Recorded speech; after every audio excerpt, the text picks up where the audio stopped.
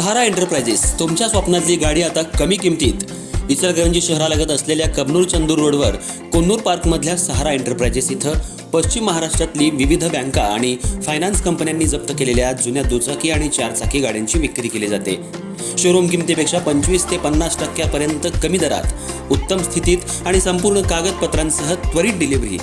दुचाकी 20,000 पासून पुढे तर चारचाकी 50,000 पुढे. आपल्या पसंतीची कार किंवा बाईक आता अगदी परवडणाऱ्या दरात घेऊन जा. विश्वास, पारदर्शक व्यवहार आणि उत्तम सेवा हेच आमचं वैशिष्ट्य.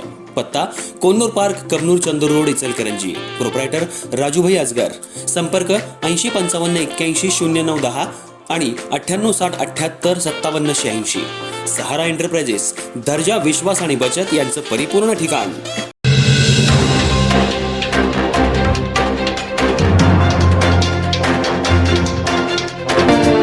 इचलकरंजी शहरात हुंड्याच्या मागणीमुळे साखरपुडा मोडल्याची धक्कादायक घटना समोर आली असून या प्रकरणी भारतीय न्याय संहिता तसंच हुंडा प्रतिबंधक कायद्यानुसार शिवाजीनगर पोलीस ठाण्यात चौघांवर गुन्हा दाखल करण्यात आलाय.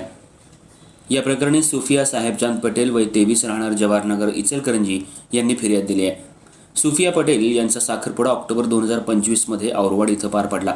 संशयित आरोपी समीउल्ला सत्तार पटेल वय 52, सलमान समीउल्ला पटेल वय 25, परवीन समीउल्ला पटेल वय 45, तिघे राहणार मरकज मस्जिद जवळ औरवाड आणि शिफा जुबेर पटेल वय 27 राहणार उचगाव यांच्याशी पार पडला होता.